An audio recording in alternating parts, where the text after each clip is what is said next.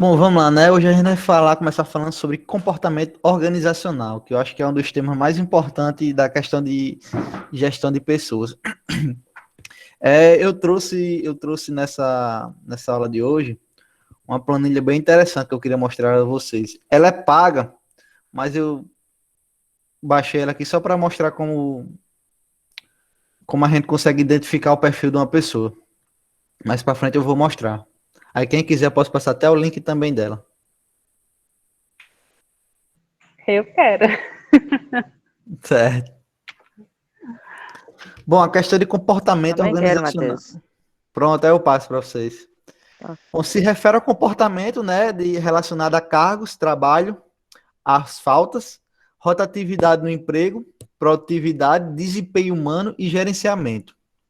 Inclui também motivação, liderança, que acho que essa é uma das palavras mais importantes também, poder, comunicação interpessoal, estrutura e processos de grupo, aprendizagem, desenvolvimento e percepção de atitude, processo de mudanças e conflitos. Como você vê, né, com a palavrinha comportamento organizacional engloba vários conceitos, né? Não é um negócio tão simples como a gente pensa que é só a maneira da pessoa se comportar dentro da organização. Ele se dedica basicamente a estudar o comportamento das pessoas e a questão do desempenho humano nas organizações, que é as maneiras como os indivíduos e grupos tendem a agir nas organizações.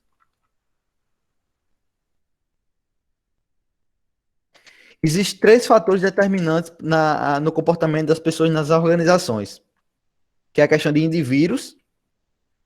O indivíduo é um funcionário em si, é aquele que tem a necessidade própria, que procura sempre atender a ele. Essa é a mentalidade individual, onde o funcionário vai pensar somente nele. Tem a questão posso dizer, deixa eu ver uma palavrinha aqui que se encaixa, de saciar suas necessidades. Essa é a mentalidade do indivíduo. A questão de grupo, que é segmentada em grupos formais e informais, que é integrado por equipes de comando de tarefas temporárias, e os grupos informais é composto por grupos de interesse e amizade, formais. Mas mais na frente eu vou falar mais detalhado como funciona a questão desses grupos, que a gente vê muito em empresas menores. Empresas maiores existe mais grupos formais, questão de grupos formais.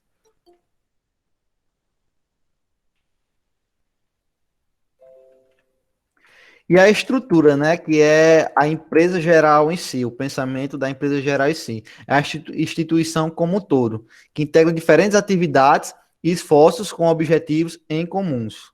Então a gente tem tipo uma piramidezinha, né? A gente tem o pensamento da empresa total, o geral, que é a estrutura, os grupos, que são partes menores dentro da empresa, que são divididos, e o indivíduo, que, como o nome já diz, é a pessoa em si.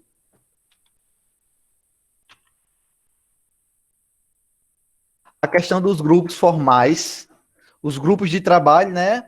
E equipe. Eu gosto muito de diferenciar a questão de grupo e equipe, que realmente é diferente.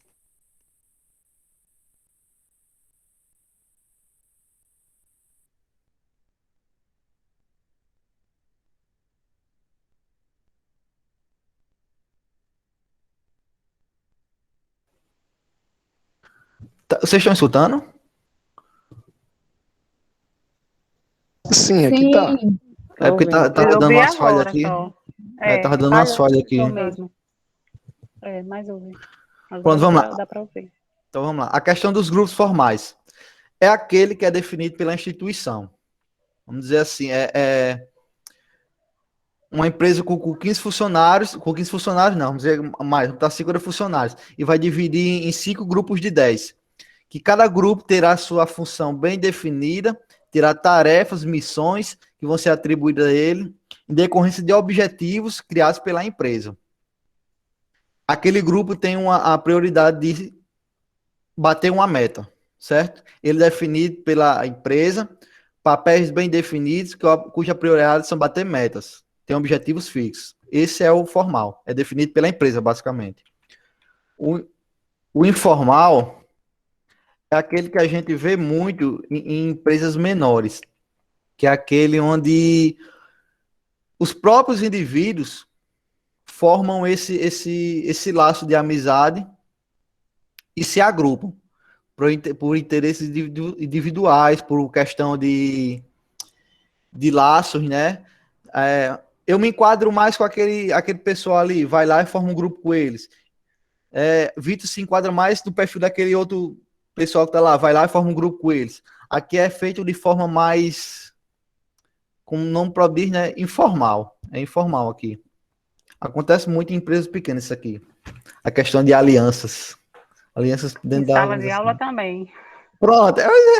Aqui é o grupo formal, acho que o mais simples é o de sala de aula, né? Onde você encontra o perfil dos seus colegas lá e vai e faz o grupo com eles. Acho que sala de aula acho que é o exemplo mais simples de grupo formal. Não acontece em sala de aula, né? Em tudo existe grupo informal É. e formais. Mas foi um bom exemplo aí. O formal o professor define e o informal os próprios alunos. Ô, professor, o senhor vai passar esses slides lá na plataforma ou no grupo? Porque Aí, eu tava tentando escrever, mas é porque o senhor tá passando logo e não tá dando para escrever. sim, sim.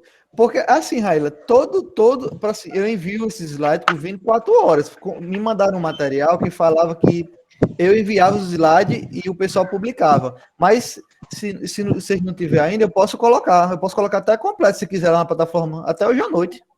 Tá certo, muito obrigada. Professor, pois coloque mesmo. Coloque no grupo. Pronto, depois eu coloco. Porque eu envio 24 horas antes, eu envio o material do dia seguinte. Porque assim, os outros professores, eles enviavam pra gente. Aí, no Uhum. grupo mesmo, sabe? Em PDF. Sim. Aliás, ele me enviava e Vitor transformava aí e colocava para PDF. Pronto, depois eu já Facilitava um envio em pouco. PDF. Eu já envio. Ele completa ainda por cima. O senhor manda para Vitor, aí Vitor já manda em PDF. Ah, a Dilma falou aí, se pedir a Meire, ela envia também. Pronto. Pronto. E por último, a gente tem a questão de equipe, que isso aqui eu acho que deve ser o principal dentro da organização. Grupos são importantes, mas a equipe é o que faz o negócio caminhar mesmo, certo? O conceito, a equipe é um grupo que evoluiu. O trabalho em equipe é uma atividade desenvolvida por um grupo de pessoas que compreende seus objetivos e está engajado em alcançá-los de forma compartilhada. Entendeu? A questão da equipe é que todo mundo vai estar trabalhando em conjunto. Não vai ter inimizade, não vai ter conflitos dentro dele. Conflitos a gente sabe que existe, mas o pessoal vai estar trabalhando de forma harmônica, como se chama, O harmônica. objetivo é todos falarem a mesma língua, né? Isso. Acho que Precisa de muita evolução mesmo. Isso aqui é bem complexo. Conviver com... A questão da equipe é bem complexa mesmo. A hora de você tendo uma equipe, a equipe, não um grupo, você consegue ter uma desenvoltura bem superior mesmo. É verdade. Na área da gente de computação, a essência da equipe se chama Scrum, que é uma metodologia de trabalho ágil. É uma metodologia de trabalho ágil, que a ideia é fazer entregas semanais de uma semana ou 2 semanas. E, meu amigo, é uma complexidade. É uma complexidade, porque você tem prazo bem definido, o negócio tem que ser bem compartilhado mesmo. É uma essência de bom trabalho, a questão da equipe. Alguns fatores que interferem a questão do trabalho em equipe. Porque a gente estava conversando ontem, Vitor. A questão do estrelismo, onde tem aquela pessoa na equipe que quer se destacar frente aos outros. Que eu acho que esse é um problemão dentro de uma equipe. Aquela pessoa que se acha superior aos outros porque tem algum conhecimento a mais, ou tem um estudo a mais, e se acha a estrela da equipe. Isso não existe. Na equipe, todo mundo está no mesmo nível. Certo que a gente tem um líder de equipe, mas ninguém é superior a ninguém. O líder está lá só para comandar, só para gerenciar mesmo. A ausência de comunicação e de liderança. A gente falou bastante também isso hoje. Comunicação, acho que foi até a Amanda que falou ontem. Comunicação é um dos maiores problemas dentro das instituições também. A falta de comunicação. Se não tem uma forma de se comunicar limpa e clara, uma mensagem que pode ser simples para você, pode ser muito dificultosa para quem você está querendo passar, para que você está querendo mostrar. Eu vivencio isso Pois é, diariamente. pois é. Às vezes você acontece muito também na área da gente. Às vezes acontece muito de cliente e fornecedor. Às vezes o cliente quer um negócio bem simples, um projeto bem simples mesmo. Mas ele não sabe a maneira de se expressar. Aí no fim vai virando uma bola de neve. O projetista tem um trabalho extra e no fim não entrega o que o cliente quer porque ele se expressou de forma errada e o projetista não conseguiu entender. Por isso, comunicação é algo essencial. Quer falar? Não, E a liderança, né? Nem se fala. Liderança, como eu vivo dizendo, liderança é diferente de gerência. Liderar, você consegue tirar o máximo daquelas pessoas que estão na organização.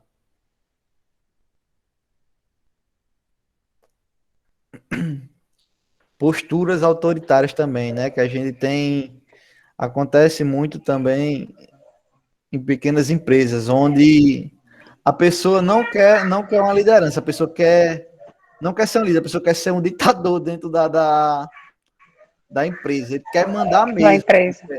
quer mandar, É, mandar. acontece também de você assim, das pessoas e a gente encontrar líderes nato, assim, eles lideram naturalmente. Eu vivenciei um período com um entregador lá na loja. Ele tinha um espírito de liderança incrível. Eu ficava assim ó, observando. E assim, em termos de educacional, ele não tinha nem o ensino fundamental. Mas ele liderava assim de uma forma a Pois equipe é, das entregas, assim, naturalmente, sabe? Ele incentivava. é um dom, Tinha viu? dia que sugava, assim, eu via assim, ele sugando e vim tudo na boa, sorrindo, É um brincando, dom. fazendo assim, parecia que estavam brincando. É. É muito interessante, né? Como também já tive convivência com com uma gerente, já diferente assim, ela também trabalhava no setor e tinha suas formações e tudo, mas a equipe não simpatizava com ela, sabe? Uhum. Assim, tinha uma rejeição. Teve até funcionário de Acontece pedir muito. demissão, porque não teve a comunicação certa para eles não se encaixavam. Ela passava as coisas, mas só dava conflito. Pois é, né? É, eu acho que um exemplo assim de liderança, mas foi uma liderança, infelizmente, foi para o mal. Mas um cara assim que é bastante, um cara assim que foi, né? Bastante forte na questão de liderança foi Adolf Hitler, né? Se prestar atenção, que a Alemanha em si, quando saiu da Primeira Guerra, saiu destroçada. A Alemanha saiu com a economia acabada, saiu, não era ninguém mais na questão do mundo. Aí pegou um cara que conseguiu levar o quê?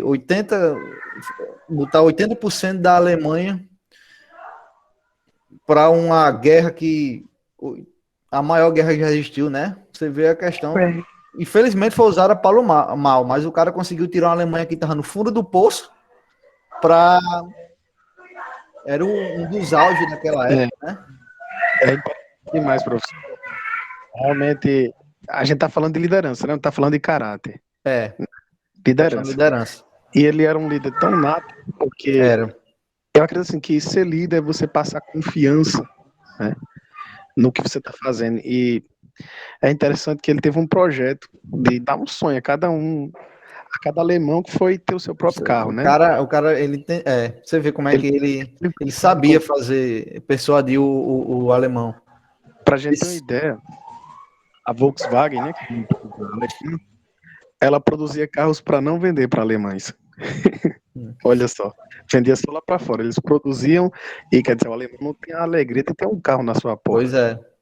Então ele fez com que o cara tivesse um projeto, né, de um carro que cabesse na mão de cada alemão. Pois é, você vê, né? Olha isso, né? O E que o cara. alemão, e Pode que o falar. alemão, e que o alemão ia pagar com salário, já saía descontado uma pequena parcela. E quando eu digo pequena, é bem pequena mesmo, assim, uma coisa de R$ 2, digamos assim, ia sair para ser pago esse carro. Gente, é uma coisa incrível. Pois Assim, é. Ele foi um bom líder. E ele, infelizmente, foi para o mal, né? Ele usou para o mal. E a questão de comunicação. Outra coisa, voltando assim, à questão da Segunda Guerra Mundial. Um dos ministros dele se chamava Joseph Goebbels, que é o ministro da comunicação. Tem um textozinho que fala que esse ministro da comunicação, o cara era tão bom com a questão de comunicação, que ele precisou de um discurso de 4 horas. Eu não lembro o nome do discurso, que até o pessoal dá hoje. Um discurso de 4 horas, ele conseguiu levar a Alemanha para a guerra. Um discurso de 4 horas, diga aí. O cara conseguiu mudar a mentalidade de um país inteiro com um discurso de 4 horas. Olha o nível de comunicação que o cara tinha. Usado para o mal foi, mas a gente está falando na questão das qualidades que as pessoas tinham, né? Mas vamos lá. A incapacidade de ouvir é outro grande problema. É onde encontra aquele tipo de pessoa que só quer dar opinião. Mas na hora de escutar, isso aqui, eu lido bastante com isso aqui hoje e a gente tenta contornar. Mas é um grande problema, onde só tem pessoas que só querem ser ouvidas, não querem ouvir. Falta de treinamento e objetivos. A gente falou bastante onde é questão de treinamento, né? Não saber quem é quem na equipe. Outro problema, não ter funções bem definidas. Todo mundo é dono de tudo dentro da equipe. Não tem alguém para gerenciar essa equipe. Esse é um problema grande. A gente, na empresa que eu trabalhei, a gente sofreu muito com isso aqui. O gestor não definia um papel, o pessoal ia entrando e se alocando nos seus cantos. E ficou assim durante um ano. A produtividade muito baixo, muito baixo. Só fez trocar de gestor. O cara começou a definir um papel para cada um. A minha conversa foi outra. Não tinha mais questão de pessoas desocupadas. O ausentismo também diminuiu bastante. É muito importante a questão de definir papéis dentro da equipe, porque a pessoa não vai ficar perdido.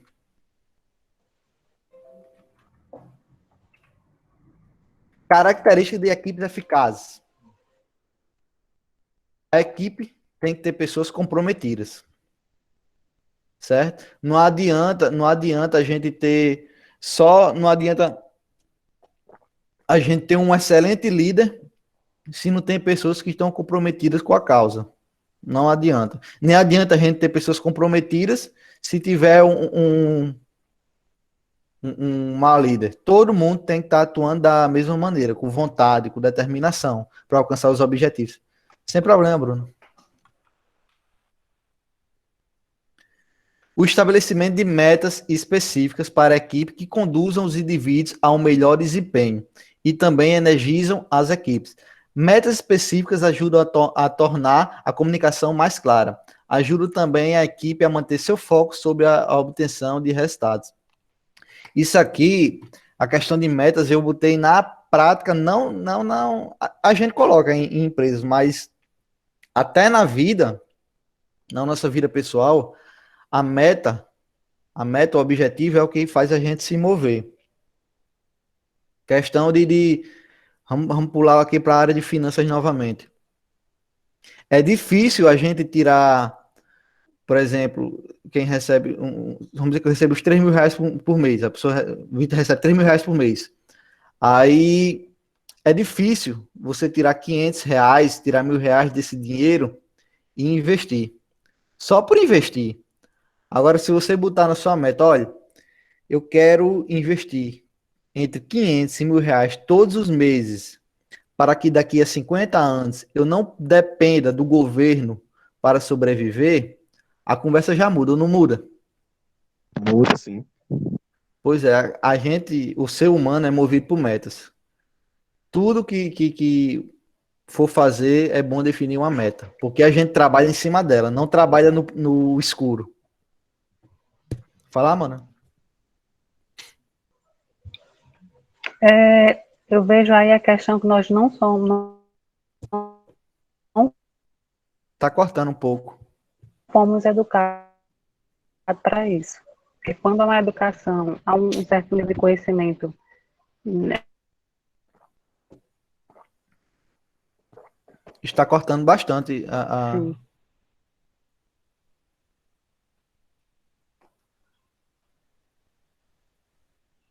Deixa eu internet tá tá cortando um horrível. pouco.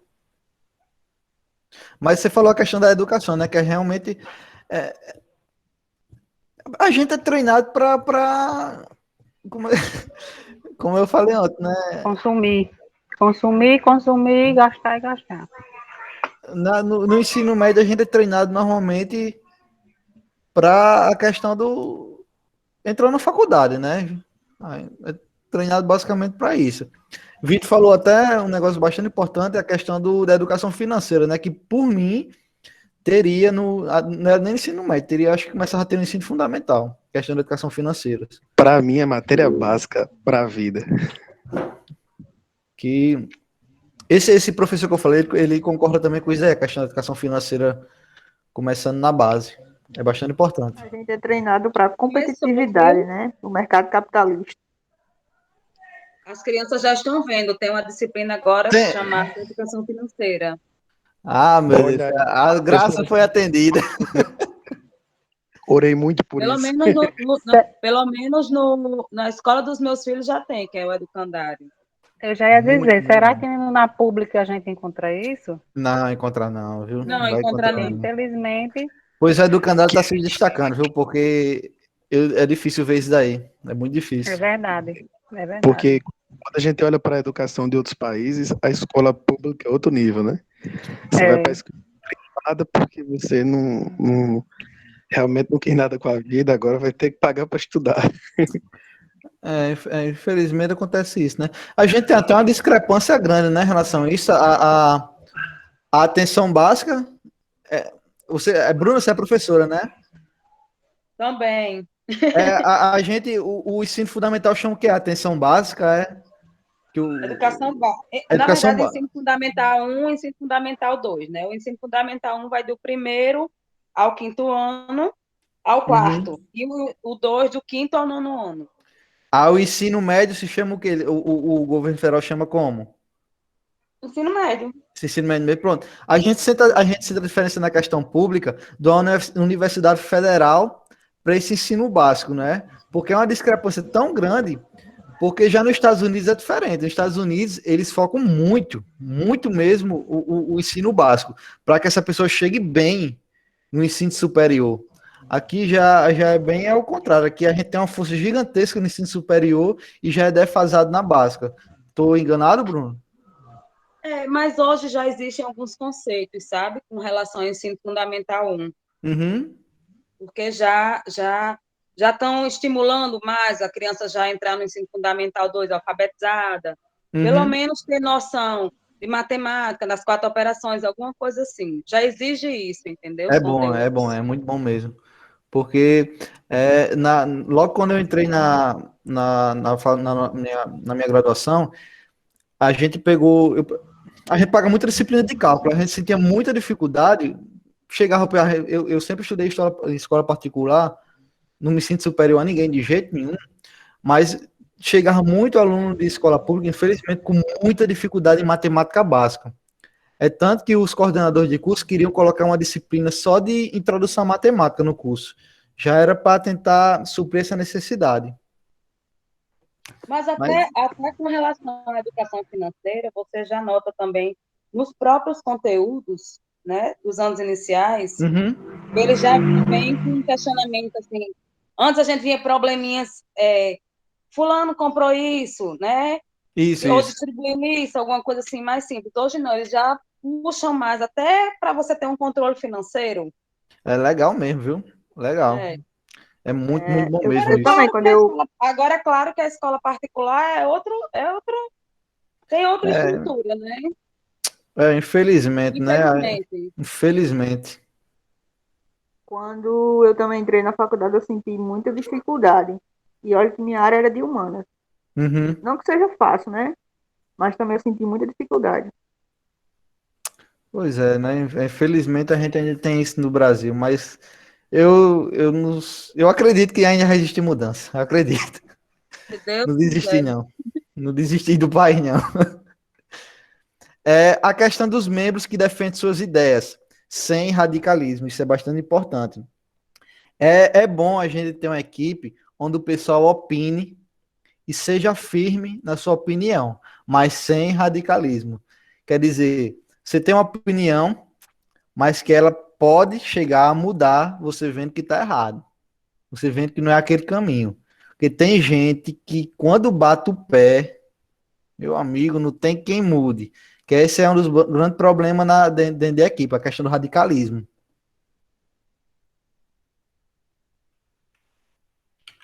E o que necessita de uma equipe eficaz? A primeira coisa é pessoas com conhecimento técnico, certo? Pessoas que têm a questão da formação. Esse é o primeiro ponto. O segundo, pessoas com habilidade de resolver problemas e a questão de tomar decisões. Foi o que eu falei bastante também sobre a minha área, que os processos seletivos não buscam tanto a questão de formação. Eles buscam pessoas que sabem resolver problemas. Que hoje as faculdades, as graduações têm que entender isso também. O mercado quer pessoas que resolvam problemas. Pessoas que resolvam problemas. Esse é o segundo ponto. A questão é que as pessoas resolvam problemas, consigam identificar problemas, gerar alternativas para esses problemas e avaliar outras alternativas e fazer escolhas competentes. Alguma dúvida em relação a isso aqui? Não, não. E por último, pessoas que saibam ouvir, deem feedback, solucionem conflitos e possuam outras habilidades interpessoais. Você vê, né? É dois extremos. O primeiro, que é as famosas hard skills, né? Que é os conhecimentos técnicos. E por último, soft skill, que é a questão de interpessoalidade, que é questão de ética, oralidade, os conhecimentos mais básicos, que todo mundo deve ter dentro de uma empresa, isso aqui. Que esse último aqui ajuda bastante a questão da contratação da pessoa também.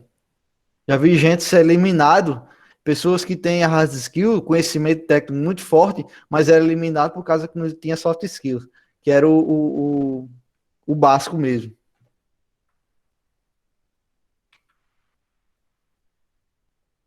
Hunter botou uma frase bem legalzinha, bem legal, que eu acho bem legal em questão relacionada à liderança. Ele disse que é a habilidade de influenciar pessoas para trabalharem entusiasticamente visando atingir aos objetivos identificados como sendo para um bem em comum. Ele ocorre como um fenômeno social. É excepcional essa frase de Hunter sobre a questão de liderança. Aí, essa parte é uma das que eu gosto mais, a questão de liderança, da questão dos tipos de líderes. Bom, liderança é um dos temas da administração que mais cresce e se discute em vários campos de conhecimento.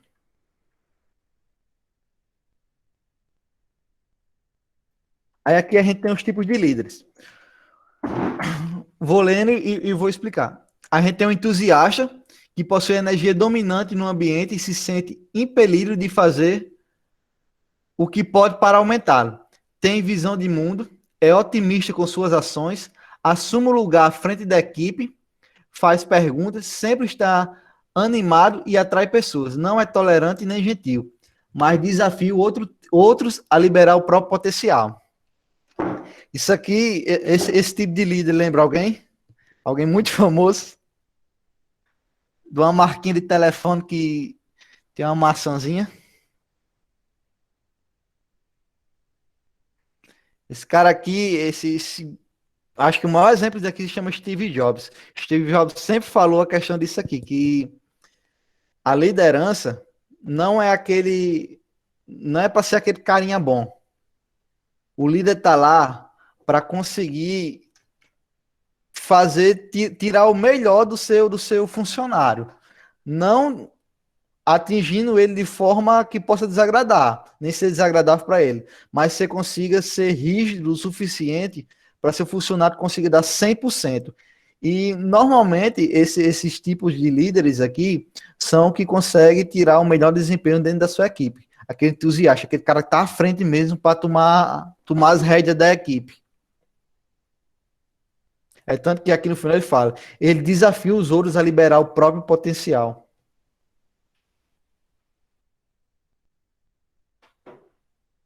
O estimulador, entusiasta, é basicamente a mesma coisa. Ele busca sempre, ele sempre está atento à questão do o que há de melhor nas pessoas. Ele está dando certo para elas, é emotivo, sendo que suas emoções podem oscilar muito, mas no fim voltam a se estabilizar. As pessoas o consideram divertido, encorajador e inspirador. Abriga as emoções dos outros, sente-se responsável por elas, por mudá-las e elevá-las. Esse tipo de líder aqui é um dos melhores. Se o pessoal conseguir... É difícil de ter, mas é um dos melhores que tem. E o gerente, né, que é o gerente entusiasta, que se destaca pela sua capacidade de tornar o trabalho interessante.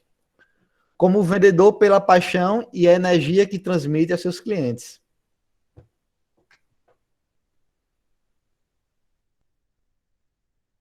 Aí temos o líder provedor, né, que ele sempre está atento à questão do emocional dos outros. Procura de maneiras de atrair as pessoas para o grupo e fazer com que se sintam queridas, ouvidas e admiradas. É um amigo muito leal e generoso.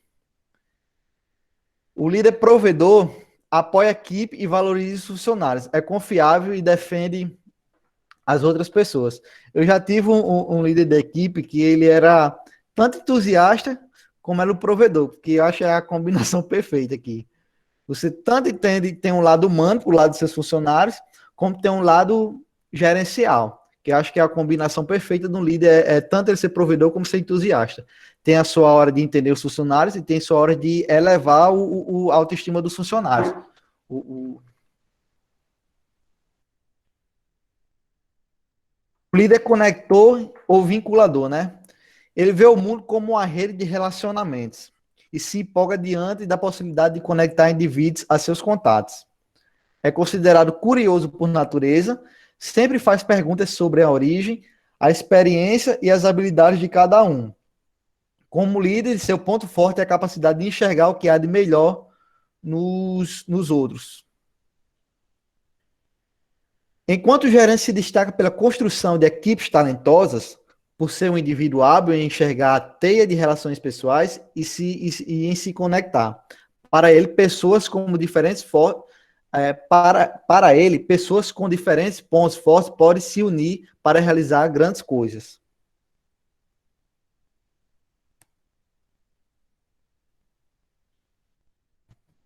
Isso aqui também é muito interessante. Líder professor. Ele está voltado para o outro, ou seja, para os sentimentos dele.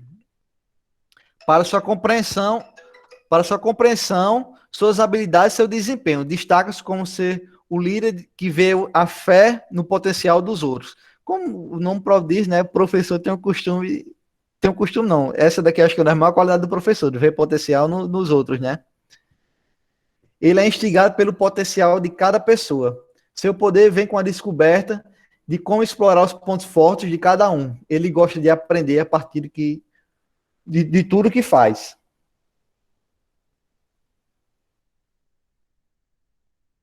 O assessor e o conselheiro. Ele sempre procura de informações que ajudarão as pessoas a tomar decisões mais acertadas. Seu ponto forte é a autoconfiança. É extremamente capaz, intuitivo, com opiniões fortes e é seguro. Nesse sentido, destaca-se como gerente pelo bom senso. É aquele líder que recorre quando deseja um conselho sobre determinado assunto. Como um perito, este tipo de líder destaca-se como criador. que antes de pedir ajuda, busca criar novas ideias, novas possibilidades. Gosta de ter um tempo sozinho para pensar, se orgulha de suas ideias e não gosta de surpresas. Seu ponto forte é a capacidade de refletir profundamente sobre as coisas. Tem ideias sempre incríveis, compartilha sua visão com os outros e mantém a simplicidade das coisas. Demonstra paixão pela experiência do cliente.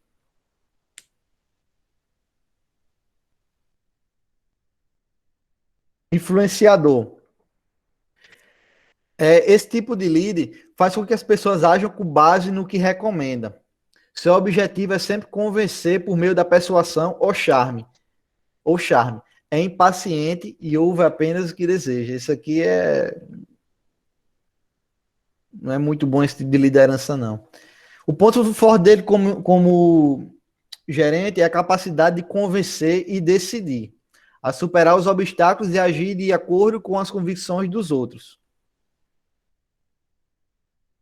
Temos o líder pioneiro também.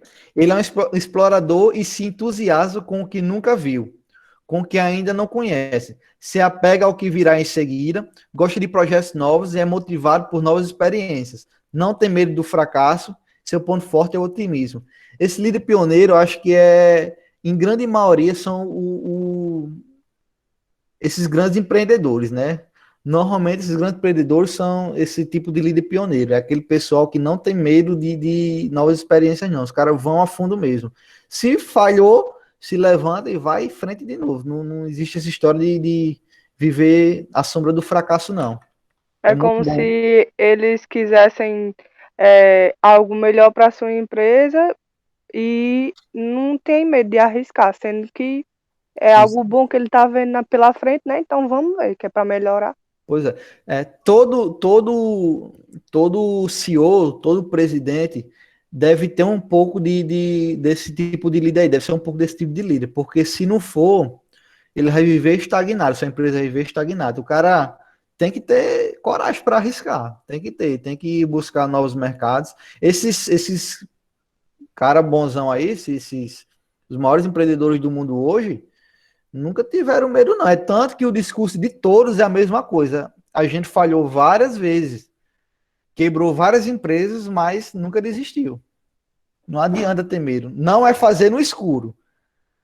Tudo tem um estudo por trás, mas tem gente que mesmo com o estudo ainda não tem coragem de arriscar. É muito importante presidentes e CEOs ter esse tipo de liderança. O líder compensador. Ele é uma pessoa sensível, sente que todo o universo precisa ser alinhado. Esforça-se para equilibrar tudo e espera muito de todos. Se alguém não fizer seu trabalho, ele falará na cara. Eu peguei um gestor também, foi nessa situação aqui, que ele era bem energizado. Se a pessoa não tivesse resolvendo um problema, ou se tivesse lento, ele ia lá e fazia no lugar da pessoa. Isso não é bom. Esse tipo de líder não é muito bom, não. Por causa que você está saindo da sua função, que é liderar, e está fazendo a função de um subordinado seu.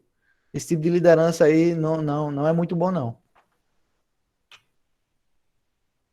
Pronto, aqui que entra a parte da tabela que eu falei a vocês. O teste DISC. Esse teste DISC é bem interessante. Existem várias outras maneiras vários outros testes.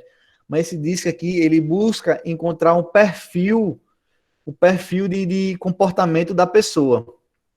E ele define 4 tipos de perfis, que é o de dominância, influência, estabilidade e conformidade. DISC, por causa que ele usa a primeira letra de cada palavra, só a estabilidade que ele usa o S. O primeiro perfil que fala é a questão da dominância. E ele tem ênfase em atingir, é aquele tipo de perfil que tem um ênfase em atingir resultados. Ele é bastante competitivo e confiante. É uma pessoa direta, firme nas suas decisões e sempre está tomando a iniciativa. Gosta de novos desafios e resultados imediatos. a pessoa que corre riscos, não tem medo de correr risco, busca resolver problemas, é decisivo, independente e egocêntrico. Aí tem os pontos positivos e os pontos negativos desse perfil. É uma pessoa muito ativa em lidar com problemas e desafios. É descrito como exigente, enérgico, agressivo, egocêntrico, com força de vontade, determinado, ambicioso, agressivo e pioneiro. Tá vendo aqui? Eu vou mostrar a foto de alguns perfis que se enquadram nesse tipo de algumas pessoas se enquadram nesse tipo de perfil.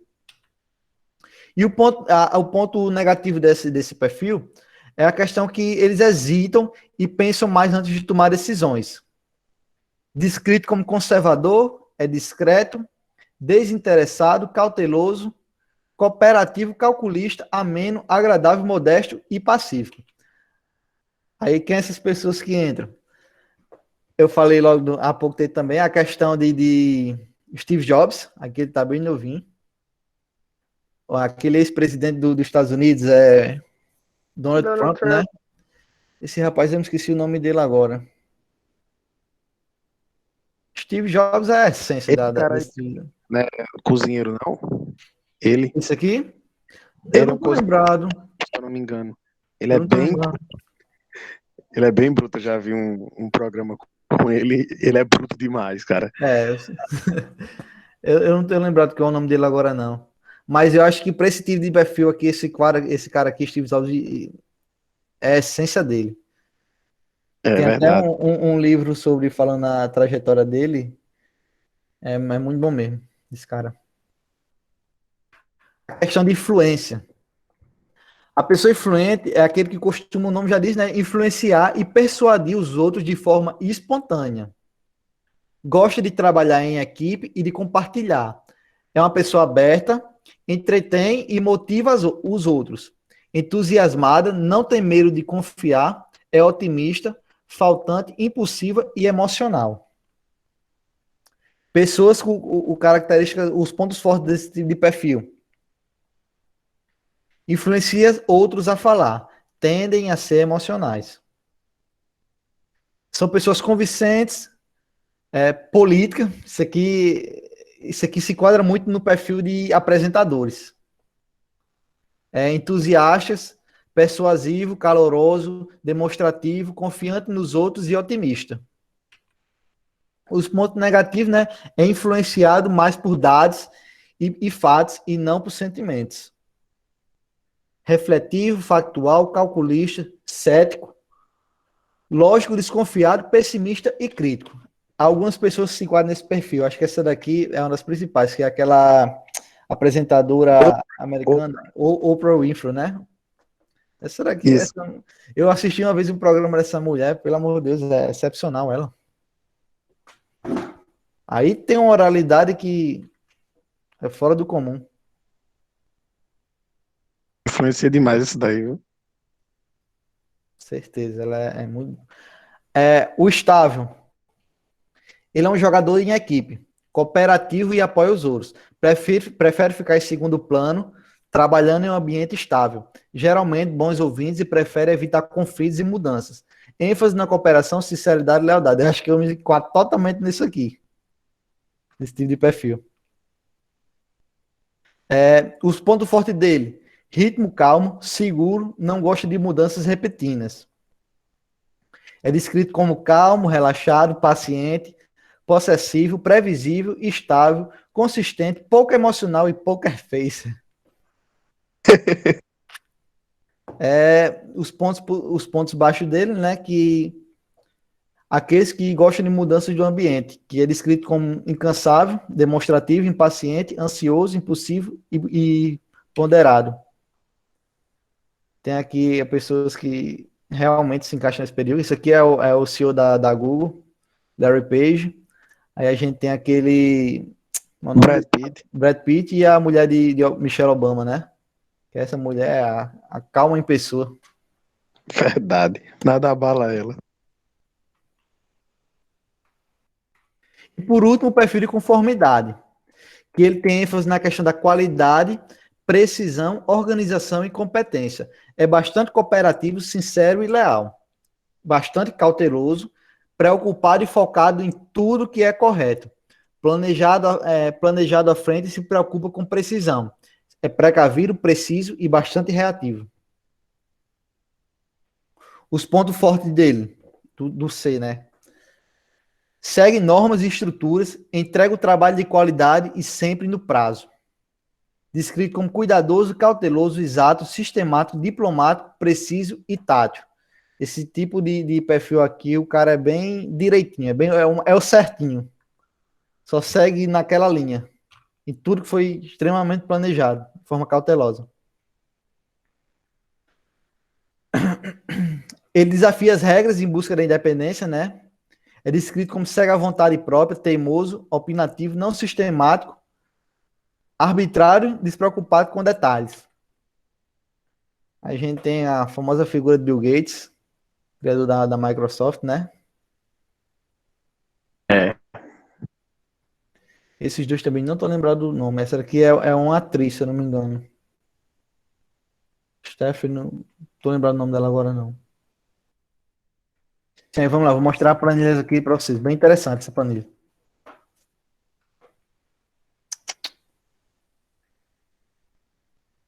Quer dizer que o professor se encaixa mais no I, professor?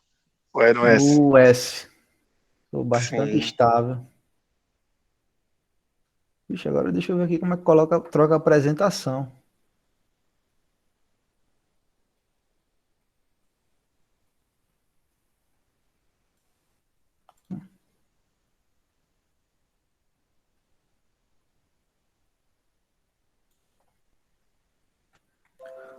Tá dando para ver legal aí, tá?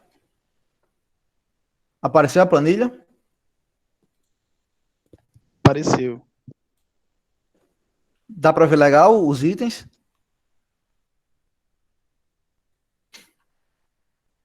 Eu dou zoom, para mim dá para. Essa planilha aqui é uma planilha de teste de perfil do DISC. Ela é da empresa Luz Planilhas. Acho que ela custa em torno de R$ 150. Só que eu precisei fazer umas adaptações nela aqui para poder mostrar a vocês como funciona. Como eu não tenho nenhuma planilha desse tipo aqui pronto, ela é bem interessante. Eu queria que alguém dessa disposição para a gente preencher essa planilha, para a gente identificar o perfil. Alguém? Eita. Vai, Vitor. Cheiro. Vamos lá, Vitor.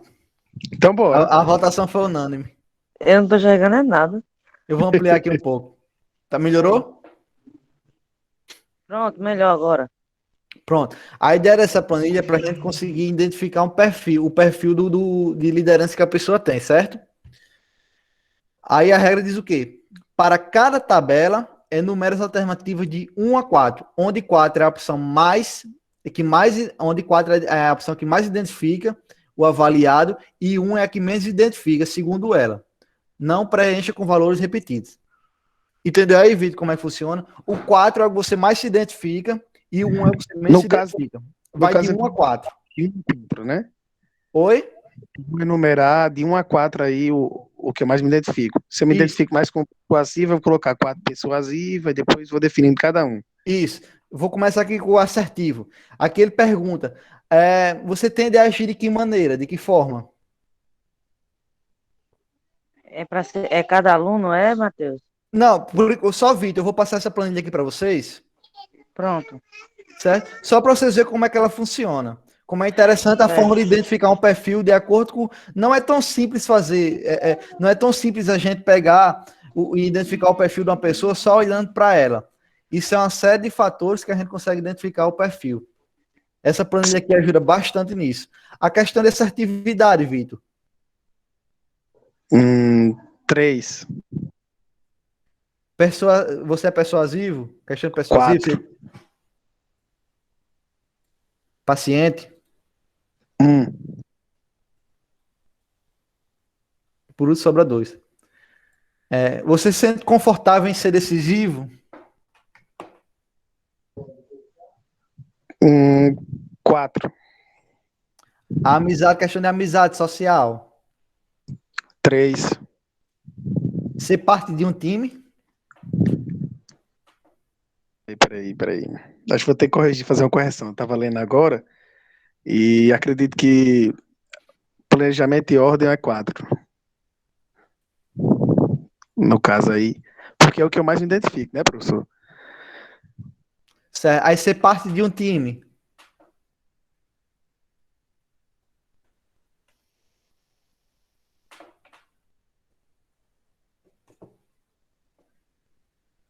Tá escutando? Tô ouvindo, é porque eu tava mudo. Pode colocar 2 aí. 2 aí, até coloca 3, ser decisivo. Não, ser decisivo pode colocar 3 e 1 em amizade social. Essa planilha aqui vai ser muito bom para vocês, para quem for futuramente. Eu acredito que vocês, alguma hora, alguma parte da vida, vai se lidar com essa parte de gestão de Ô, pessoas. Matheus, Oi. licença. Você vai colocar no grupo essa planilha? Eu queria poder enviar por e-mail, não queria colocar essa planilha no grupo, não. Se vocês pudessem passar o e-mail depois. Ou manda no privado, né? É, porque essa planilha é paga, tá entendendo? Então manda no privado. No Pronto, e-mail, você pronto, sabe. pronto. Pra gente fazer. A questão de desejo, é questão de variedades, menos estrutura, harmonia, lógica. Harmonia 4. Lógica 3. Variedade 2. Menos estrutura 1. Sob estresse, você pode se tornar ditatorial, sarcástico, submisso ou arrédio. Arrédio. Sarcástico. Peraí, sarcástico não. Sarcástico 1. Eu simplesmente não faço isso. Ditatorial, acredito que sim, 4.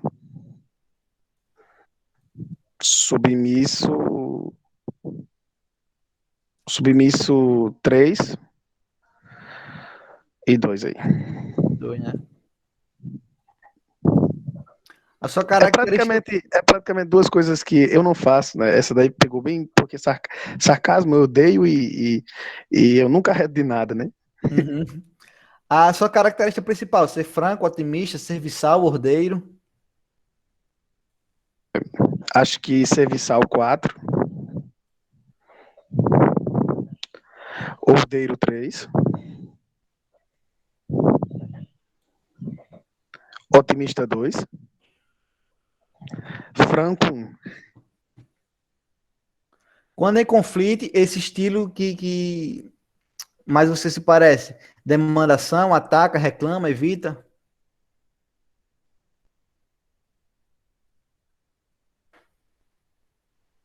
Eu evito. Bola 4. Evitar 4. Reclama 3. Demandação 2. Ataca 1. A força aparente é solucionador de problemas, encorajador, suporte ou organizador? Já fiquei bem em dúvida em qual botar, mas acredito que organizador 4. Solucionador de problemas 3. Encorajador 2 e suporte 1. Com erros, com questão de erros, você informa o erro diretamente, chama a pessoa e explica o erro, fica calado e aceita o erro, ou se incomoda e questiona?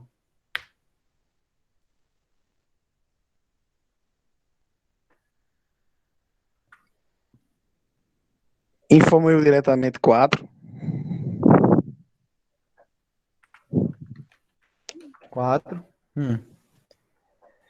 3. Pode colocar aí. 2 aí. Sob estresse pode se tornar crítico, superficial, indeciso ou cabeça dura? Crítico 4. 3. 2. Pode ser considerado impaciente, importuno, indeciso, inseguro. Impaciente pode colocar 4. Importuno 3, indeciso 1, inseguro 2. Necessita de controle, aprovação, rotina ou segue padrões?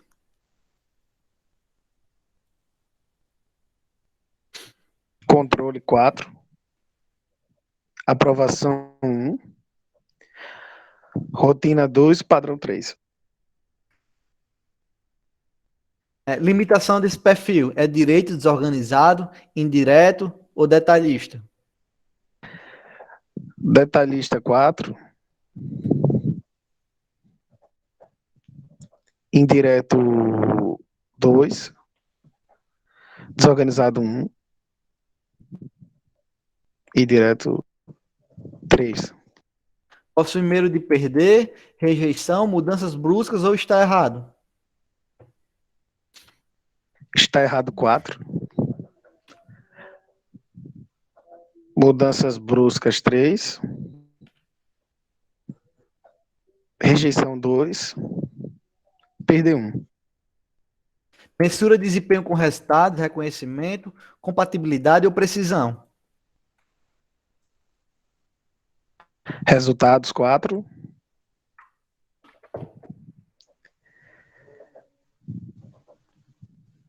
Reconhecimento 2.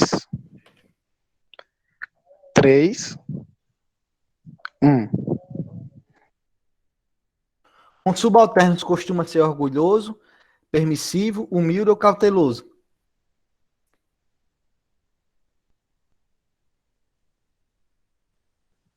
Acho que cauteloso 4. Humilde 3. Orgulhoso 2. A sua abordagem primária seria de ser independente, interativo, estável ou seria uma pessoa corretiva? Corretivo 4. Estável 3. 1 e 2. Outra limitação desse perfil é intenso, não tradicional, indeciso ou impessoal?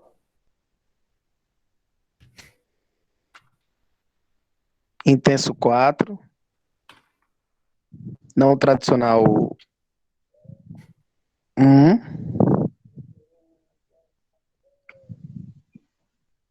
2. O ponto cego, ser responsabilidade, realizar compromissos, necessidade de mudança ou tomar decisão?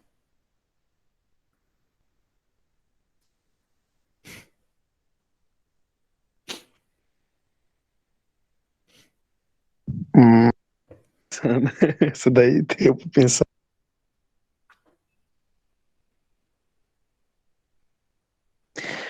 Ser responsabilizado 1. Realizar compromissos 2. Não, 3, perdão. 2. É isso agora, necessidade de mudança. E tomar decisão 4. Mensura o desempenho com histórico, elogios, contribuição, qualidade dos resultados. Histórico 4. Elogios 1. Contribuição 2. Qualidade do resultado 3. Prefere tarefas desafiadoras relacionadas a pessoas, agendadas ou estruturadas?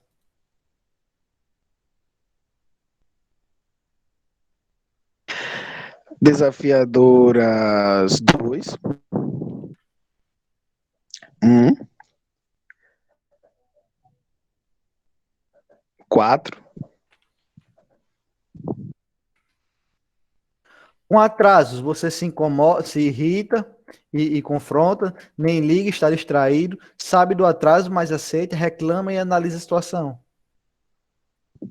Se irrita e confronta 2. 1. 3. 4.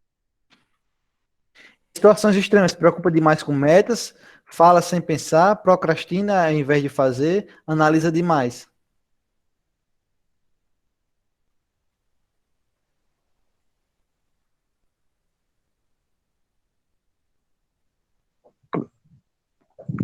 Três.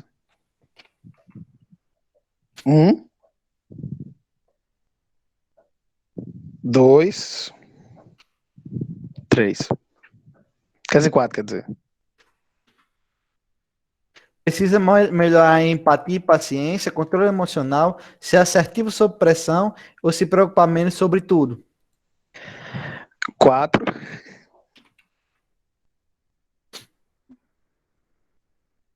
Três.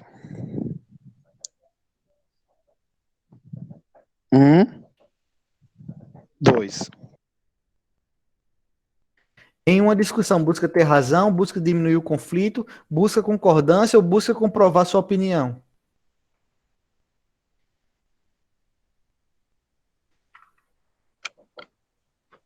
Dois, busca ter razão. Três. Quatro. E por último, quando vai às compras, sabe o que quer, se diverte, fique deciso ou busca ofertas. Quatro, sabe o que quer. Dois.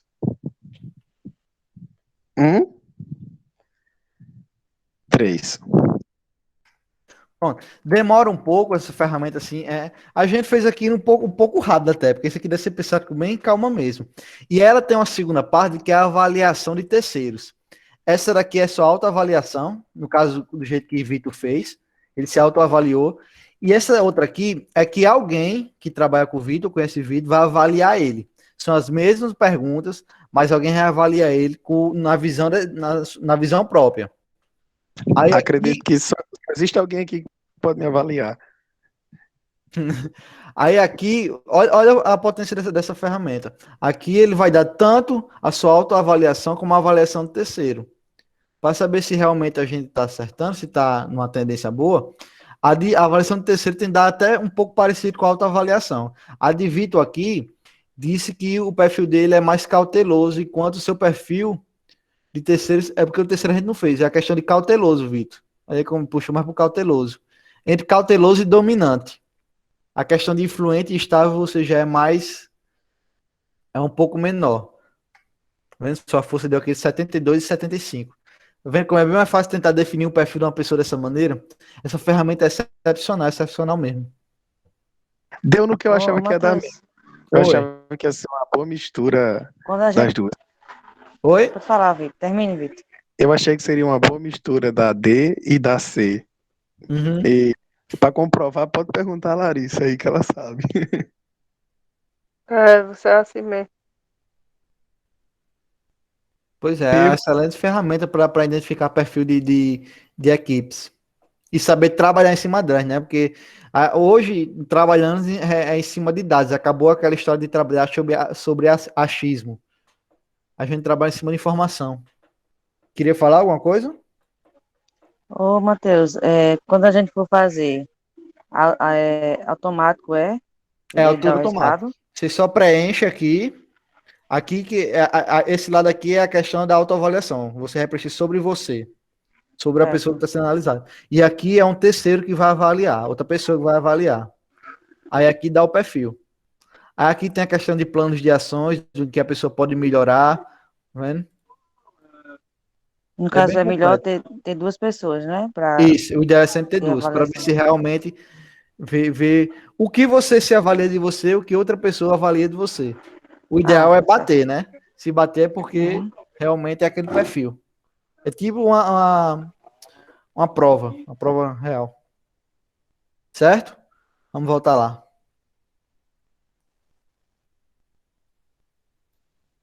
Já sei no que melhorar.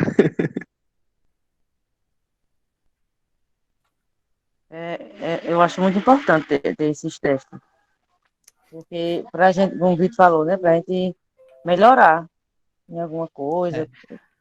As ferramentas são essenciais em trabalho. Sempre uma boa ferramenta, ajuda bastante. Pronto, a gente termina nessa aula 3 a questão de gestão de pessoas e vamos entrar na questão de rotinas, agora de pessoal. Certo? Como a gente tem pouca aula, eu tive que dar uma enxutada, mas uma enxutada que desse para passar pelo menos o conceito básico de como funcionava. Eu vou passar apostilas mais completas que vocês podem consultar futuramente.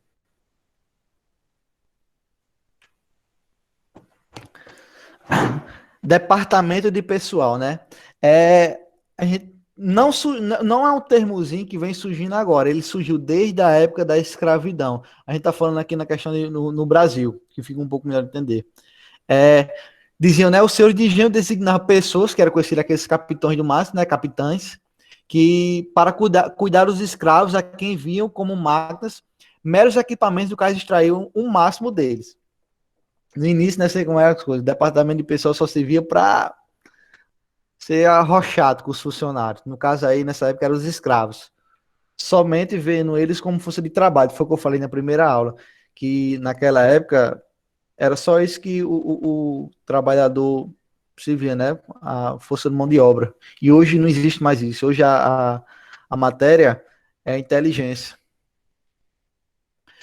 Com a evolução do tempo, né, vieram as empresas, mas ainda não existia a questão da legislação trabalhista. Sendo assim, os trabalhadores ainda continuariam trabalhando em questão de regime de escravidão.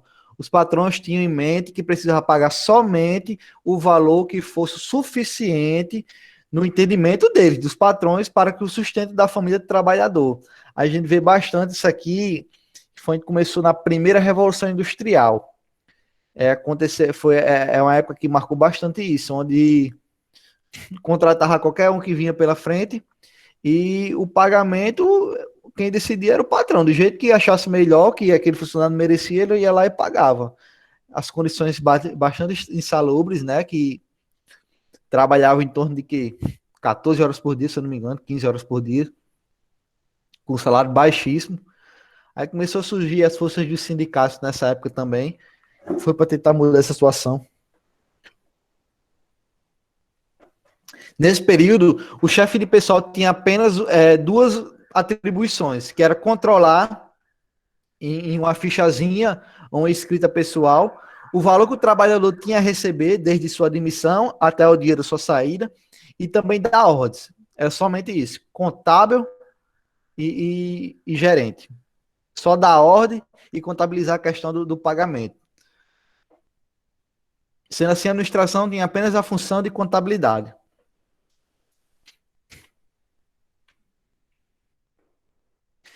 No governo de Getúlio Vargas, as empresas começaram a sofrer um impacto perante a legislação trabalhista, né? Que foi uma das melhores coisas que aconteceu, a legislação trabalhista. Com a criação do Ministério do Trabalho, foi começar a criar a questão de horário, né? Para algumas. Naquele tempo foi só para algumas áreas. Foi instituída a carteira de profissional de trabalho, a criação também da proteção ao trabalho da mulher e a do menor, entre outros.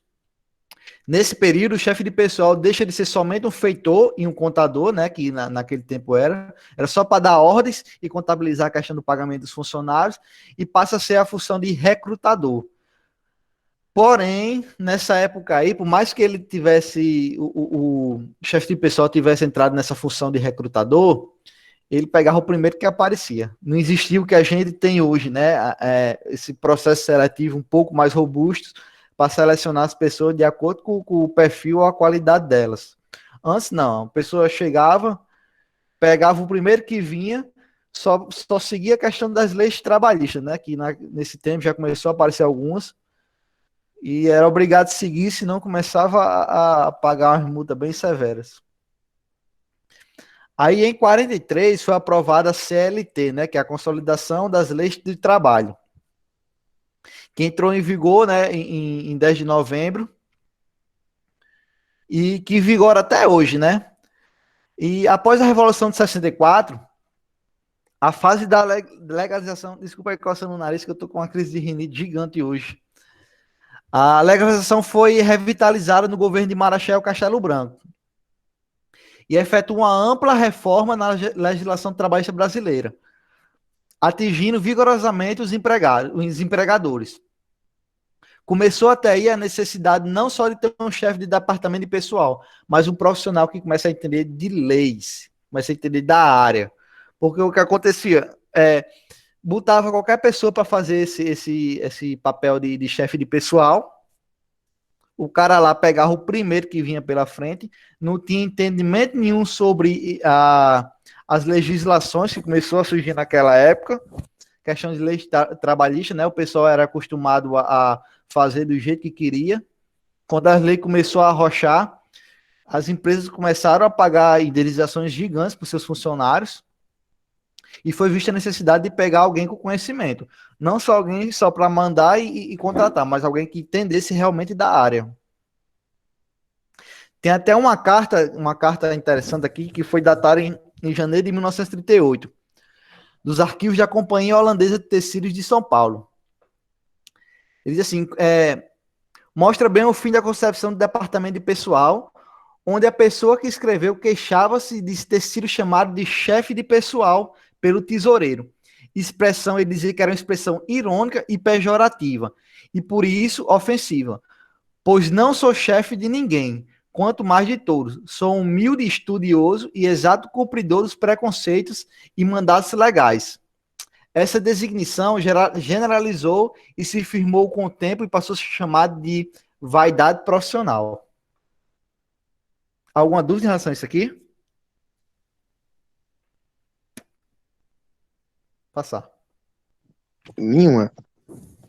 A gente tem uma hierarquia hoje que segue a questão das normas trabalhistas. Em primeiro lugar, a gente tem a lei mestra, né, que é a Constituição Federal. Ela unifica a quantidade enorme de direitos para os trabalhadores, frutos de reivindicações, né, que a gente sabe que não foi fácil chegar onde a gente chegou hoje. Os direitos que a gente conseguiu hoje, são poucos, são ainda, mas para o que era antes, a gente evoluiu bastante mesmo. A questão da CLT, né, a consolidação das leis trabalhistas, que é complementada por leis ou decretos que surgiram posteriormente à Constituição Federal. A questão da doutrina, que são opiniões de juristas, estudiosos de direito, né? A jurisprudência, súmulas e enunciados, que é um conjunto de sentenças proferidas por juízes. Isso vai descendo a escadinha, certo? A Lei Maior Constituição Federal e vai descendo até chegar no contrato de trabalho. A questão da norma coletiva de trabalho foi o último tópico que a gente falou na aula passada, que é resultante da questão dos sindicatos, né? A negociação dos sindicatos de categoria entre representantes de empregados e empregadores. Eu citei até o exemplo dos assistentes sociais, né? Que eles conseguiram diminuir a questão da carga horária.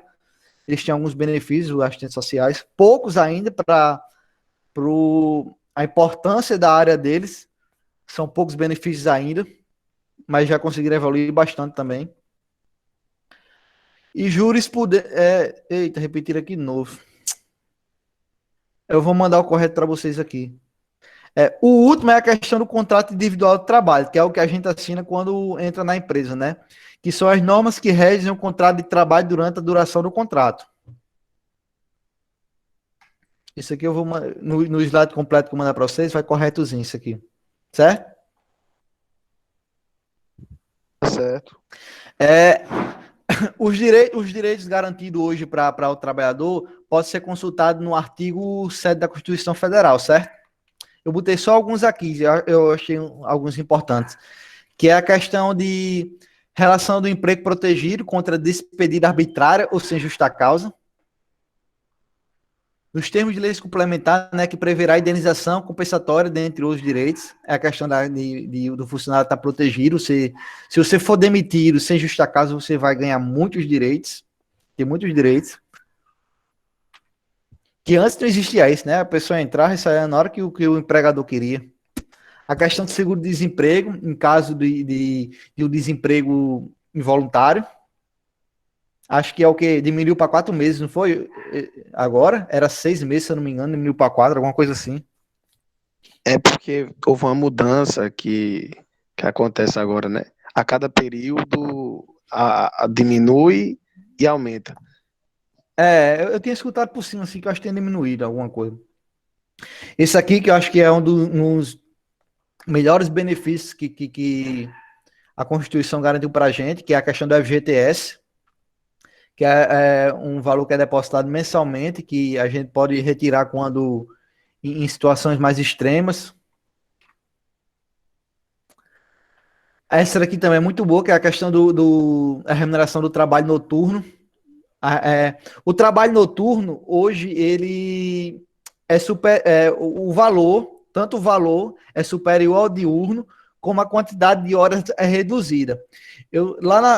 Mais lá para frente eu vou explicar bem de como funciona essa parte aqui, mas 8 horas do dia, da parte diurna, não equivale a 8 horas da parte noturna. Interessante, né, isso aqui? Se eu não me engano, 8 horas à noite equivale a 6 horas e 40 minutos do dia. É bem interessante isso aqui. A questão do salário família, né, que é pago em razão do dependente do trabalhador de baixa renda, nos termos de lei.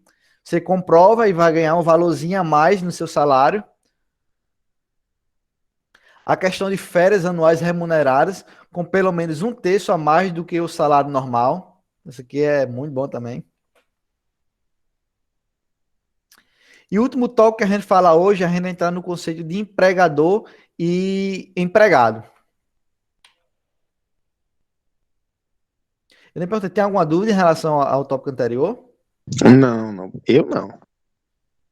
Pode falar, o pessoal, se quiser. Bom, segundo o artigo 2 da CLT, o empregador individual ou coletivo é aquele que assume o risco da atividade econômica e admite e assalaria e dirige a prestação pessoal de serviço.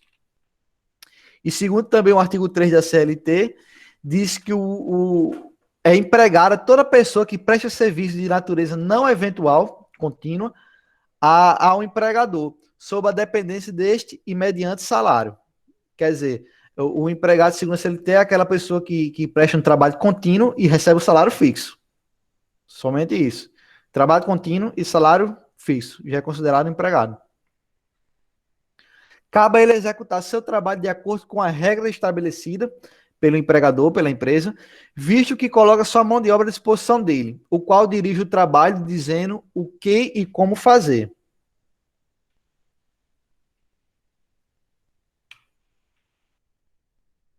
A questão de continuidade, o que existe para ser empregado, né? Tem alguns quesitos que devem ser seguidos. A questão de continuidade ou habitualidade. Continuidade como eu falei há pouco tempo, né? Que é a questão de não eventualidade de serviço. O trabalho tem que ser contínuo. O colaborador deve comparecer à empresa repetidamente, por força do contrato de trabalho, e em horário também pré-estabelecido pelo empregador. Tem um trabalho contínuo e deve seguir tudo conforme foi feito no contrato. Beleza? Trabalho contínuo e seguir horários determinados pelo empregador. Esse é o primeiro quesito. O segundo é a questão subordinado. O colaborador deve obedecer às ordens do seu empregador ou representante legal, ser subordinado economicamente mediante a remuneração. Segue ordens porque alguém vai pagar, né, para seguir ordens. Você é pago para seguir ordens, felizmente. Felizmente não, é assim que funciona o negócio. A questão do salário, né, vem do ônus, ou seja, o colaborador prestará o serviço ao empregador mediante o pagamento de salário, em virtude ao contrato de trabalho. A gente vai estar vendendo a nossa força de trabalho em troca de dinheiro. Pessoalidade, esse aqui é o quarto quesito. O empregado não pode se substituir por outra pessoa. Apenas o funcionário poderá, em relação ao empregador, prestar serviço ao contratado, ainda que seu irmão ou primo seja qualificado. O quarto quesito diz que, por mais que você tenha alguém que desempenhe a sua função, você precise faltar, por exemplo, você precisa faltar algum dia, você não pode substituir, vai ter sua falta lá. Você não pode colocar alguém no seu lugar. Somente você que assinou aquele contrato pode fazer, tá ocupando aquela função naquele exato momento. E por último, a alteridade, que consiste na prestação do serviço por conta do risco do empregado. Trata-se de uma proteção ao empregado, visto que este até pode participar dos lucros da empresa, porém não pode participar do prejuízo. Eu gosto de citar muito a Petrobras nessa situação aqui. Que a Petrobras, a Petrobras tinha uma divisão de lucros no fim do ano bem interessante. Tudo que a Petrobras conseguisse de lucro, ele dividia parte com os seus funcionários. Mas quando a Petrobras começou a cair, começou a ter uma queda de receita, os funcionários não pagam por isso, não. Somente a empresa sozinha vai pagar. Aconteceu a história das demissões demissão, como é que se chama? Demissão. É uma demissão que se dá quando a empresa está numa situação ruim, aí tenta pagar algum valor a mais para o funcionário para ele pedir ou demissão ou pedir aposentadoria. Mas em nenhum momento o salário dos funcionários foi reduzido, não. Aqui em Açu eu passei por uma situação já parecida com essa daí, que eu recebi um salário fechado, mas quando a empresa estava ruim, meu salário diminuía. Mas quando a empresa estava boa, meu salário não aumentava, ele só fazia diminuir. E não pode, de jeito nenhum. A questão do trabalho com subordinação e sem subordinação. O subordinação, ele é caracterizado pelo vínculo empregatício, né? O empregado estabelece um contrato de trabalho no qual são definidas as condições em que o trabalho deverá ser executado, obrigando o seu cumprimento. É aquele que a gente assina a carteira, né? Você assinou a carteira, tem que cumprir as regras da empresa. Não existe essa história, não, de ser dono do próprio nariz dentro da empresa, não. É fora, mas dentro da empresa tem que seguir a regra da empresa. Se tiver com o contrato assinado, é a regra da empresa. O sem subordinação já é o contrário. Não existe essa história de vínculo empregatício. Para realizar o trabalho, o prestador de serviço não se submete às ordens do tomador ao tomador de serviço. Acontece muito aqui a questão de, não é nem terceirizados, não, é prestadores de serviços. Deixa eu esqueci o nomezinho que se dá ao tipo de função. São prestadores de serviços independentes, são pessoas independentes que prestam serviço. Estagiário e jovem e o aprendiz. Existe a diferença, né, entre estagiário e aprendiz. O estagiário é estudante de ensino médio, tecnológico ou superior que exerce atividade na empresa com o intuito de praticar os conhecimentos teóricos, obtidos na instituição de ensino como complementação educacional. O pessoal confunde muito, né, nas empresas. Acho que foi até a Amanda que falou bastante ontem, a questão dos estagiários, que pegam o estagiário para suprir a necessidade da empresa. Não, o estagiário está lá para aprender, cara. O estagiário está para aprender o conhecimento, para colocar ele em prática, o que aprendeu na faculdade, no curso técnico, no ensino médio. Não é para explorar os pobres estagiários, não. Deve ser estabelecido um termo de compromisso de estágio, descrevendo as condições em que o trabalho deverá ser realizado, no qual a escola assina como interveniente. A jornada de trabalho deverá ser compatível com o horário escolar. Normalmente eles colocam no contraturno. Se a pessoa estuda de manhã, o estágio é à tarde. Se a pessoa estuda à tarde, o estágio é de manhã. Aí quando é à noite que o horário fica mais flexível, que é diurno, manhã ou tarde. A empresa poderá oferecer uma bolsa mensal de valor pré-determinado. Se eu não me engano, ensino superior não tem a obrigação da empresa pagar uma bolsa, não. Mas, se eu não me engano, o nível técnico é obrigatório pagar a bolsa. Se eu não me engano, o nível técnico é obrigatório pagar a bolsa. Que eu fiz um estágio e me obrigaram a empresa pagar uma bolsa. Por mais que seja baixa, mas foi obrigado a pagar. A empresa deverá contratar um serviço de seguro de acidentes pessoais. Isso aqui é obrigatório. Seja qual for o estágio que for, esse segurozinho é obrigatório. No tempo que eu fiz, eu paguei a universidade. Isso aqui, a universidade pagou por mim, quer dizer. O contrato poderá ser rescindido a qualquer momento por ambos. O estágio não se configura vínculo empregatício. Já o aprendiz, ele considera trabalhador maior de 14 e menor que 24 anos, que exerce atividades em cursos profissionalizantes profissionalizantes e na empresa, com o intuito de obter uma qualificação profissional. O contrato de aprendizagem não poderá ser estipulado por mais de 2 anos. Isso aqui, as empresas, a Caixa Econômica faz bastante isso aqui. Todo santo ano, ele pega jovem aprendiz para treinar o pessoal lá dentro. As empresas deviam aproveitar muito isso, mas infelizmente não utilizam não dessa metodologia. O trabalho de jovem aprendiz deve ser baseado na sua formação profissional, de acordo com o curso profissionalizante que a pessoa esteja fazendo. A duração do trabalho diário não deve ser 6 horas, estando impedido também de prorrogar ou compensar jornadas. 6 horas e encerrou o negócio. Não pode nem botar um tempinho a mais. Ainda disse aqui, a jornada só poderá ser de 8 horas se o menor já tiver concluído o ensino fundamental, desde que as horas destinadas à aprendizagem teórica sejam computadas na jornada.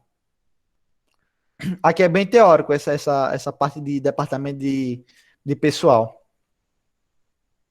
A prática vai ser basicamente quando a gente chegar na questão de cálculo trabalhista, que a gente vai entrar. Quem gosta de matemática vai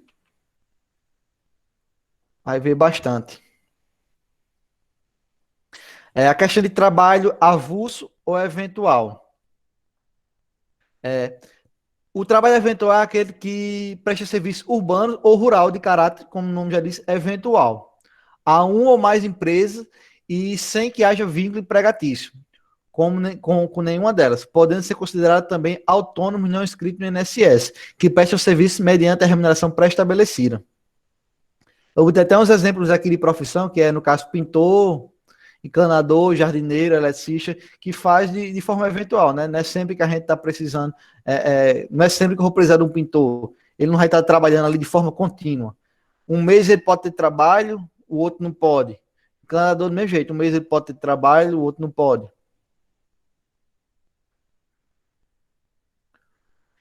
Já o trabalhador avulso, ele presta serviço a diversas empresas, também sem vínculo empregatício com elas, com periodicidade indefinida e caráter transitório. E, quando necessário, a atividade das empresas. Deixo um exemplo aqui bem prático disso aqui, é o pessoal de consultoria. Consultoria se enquadra bastante nesse tipo de trabalho aqui, avulso. Numa necessidade eventual da empresa, o cara vai lá, resolve o problema, naquele curto período de tempo, encerrou.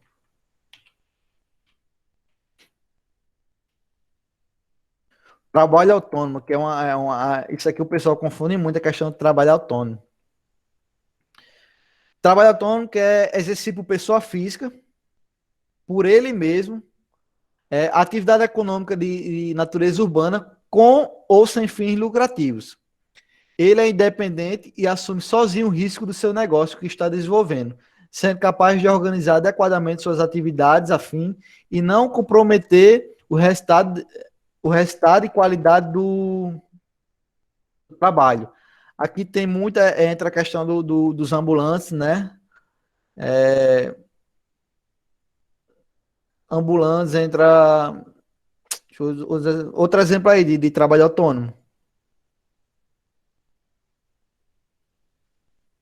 Ambulantes. Vendedor, né? Vendedor. Vendedores não de loja, certo? Vendedores independentes. De perfume, de Isso. joias. Vendedores independentes. Independentes, daí.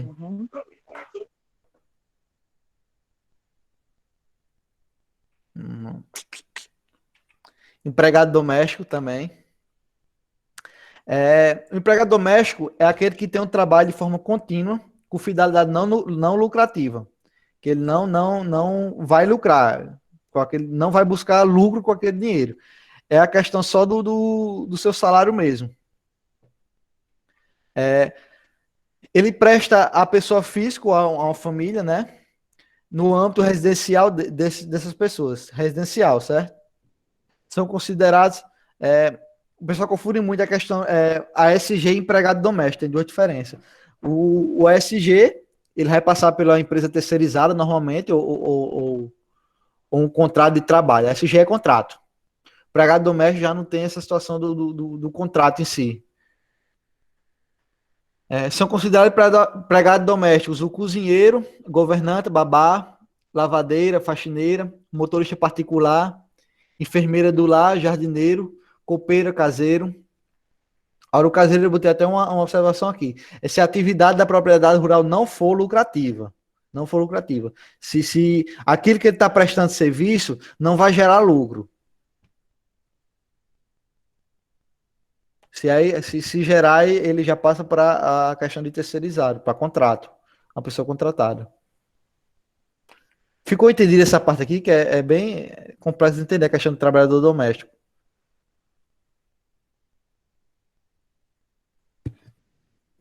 Tá tudo ok, né, aqui? Tá sim, Passar. tá sim. O trabalhador temporário, que é aquele que presta o serviço à pessoa física, é aquele prestado por uma pessoa física a uma empresa, para atender a necessidade transitória de substituição de seu pessoal regular ou permanente ou acréscimo extraordinário de serviço. Eu acho que foi a Amanda que falou um exemplo até ontem em relação a isso aqui, o pessoal temporário. Eu acho que foi... acho que foi a questão até do melão que ela falou. Que o pessoal entra naquele período ali só para suprir a necessidade e depois acabou. Por exemplo, se acontece também bastante em setor de venda, em lojas de venda pequena, empresas de venda pequena. Quando um funcionário, um vendedor vai lá, uma mulher no caso, por exemplo, a questão de gravidez, que a mulher fica aquele período fora, que o gerente da empresa vai lá, contrata uma pessoa só para tirar o tempo de que essa pessoa está ausente da empresa, essa mulher está ausente da empresa, ou por questão de doença.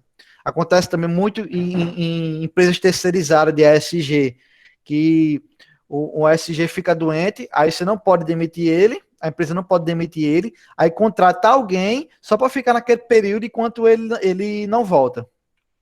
Esse é o trabalhador temporário. Até fala aqui, ó, eu não sei se passar. Deverá ser contratado para uma empresa especializada na contratação desse tipo de mão de obra, para trabalhar na empresa tornadora de serviço, que é a empresa terceirizada normalmente. O empregado rural, o pessoal também confunde muito isso aqui, é toda pessoa física que, em propriedade rural, presta serviço natureza não eventual a empregador rural sobre a dependência deste mediante salário. É um trabalhador que tem salário, mas trabalha em propriedade rural. Trabalhador rural é esse. Trabalha em propriedade rural e que tem seu salário mensalmente. E tem muita gente que confunde essa questão aí, que teve até recentemente o governo federal fez uma busca geral disso aí, que em Brasília, você vê, é uma cidade, uma capital, a capital do país, estava com muito trabalhador rural, sendo que em Brasília não existe isso. Não existe. E lá estava muita gente se colocando no cadastro único, que é o cadastro do governo federal na questão de assistência social, na parte de social, o pessoal colocando como se fosse trabalhador rural, empregado rural, e não é assim que funciona o negócio.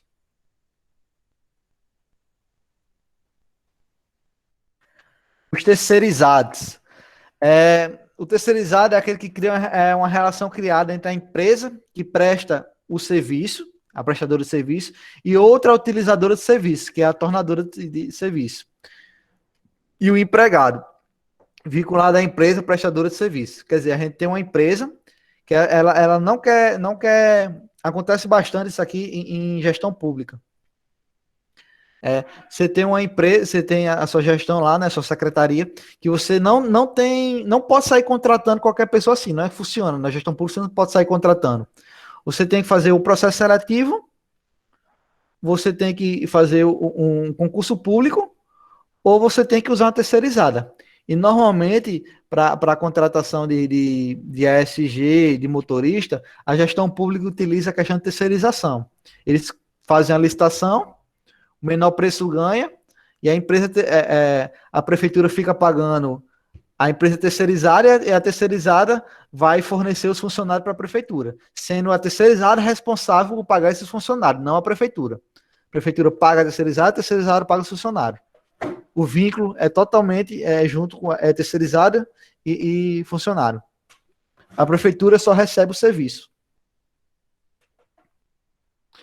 Assim como é a contratação de serviço por meio da empresa intermediária entre o tornador de serviço e a mão de obra, mediante a contratação de prestação de serviço.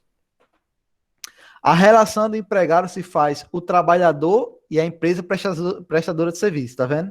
E não diretamente com o contratante deste. É permitida a terceirização dos seguintes casos. Eu vou ter até uns exemplos. Atividade de segurança e vigilância.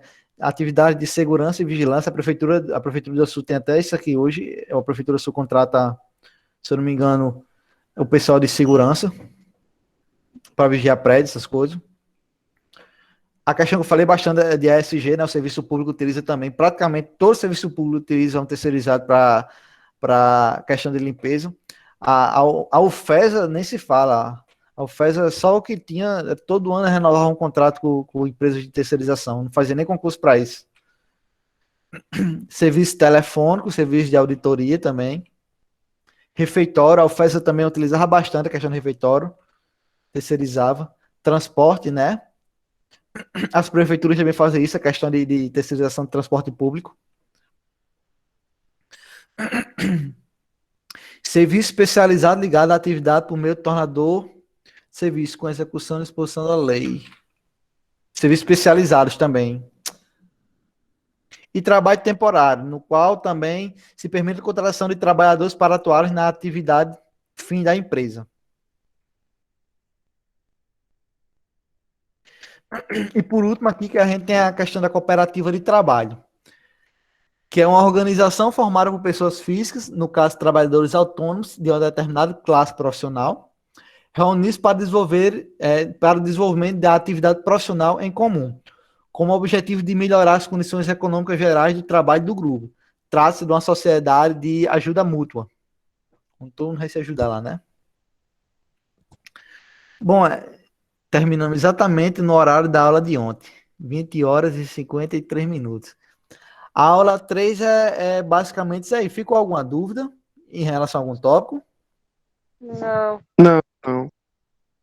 Nada, né? A planilha eu vou enviar para vocês. Essa planilha não pode nem ser compartilhada, viu, pessoal? Por causa que ela é paga. Eu comprei ela, aí eu vou compartilhar com vocês para vocês treinarem. Aí, se futuramente vocês precisarem usar para empresa, aí vão ter que comprar ela, beleza? Tá certo, professor. Comprar ou criar uma. Criar uma planilha semelhante. E não é proibido. Isso não é proibido. Aí, terça-feira a gente tem, acredito que é a aula mais longa. E a gente vai entrar na questão de admissão, demissão, cálculo trabalhista, entre outros. Aí, é preparado com água, um cafezinho, porque essa hora aqui a gente tem muita matemática também. Quando? Beleza? Terça-feira? Terça-feira. Aí, na segunda-feira, eu vou mandar o material diretamente pro grupo, beleza? Tá certo, professor. Mano, Acho que fica melhor. Na hora que eu 24 horas antes da aula, eu já mando o material. Vocês dão uma olhadinha por cima, aí na hora a gente discute, beleza? Ok. Tá certo. Qualquer dúvida pode falar. Tá. Então, até terça, pessoal. Ok, Tá boa terça. noite. Boa noite.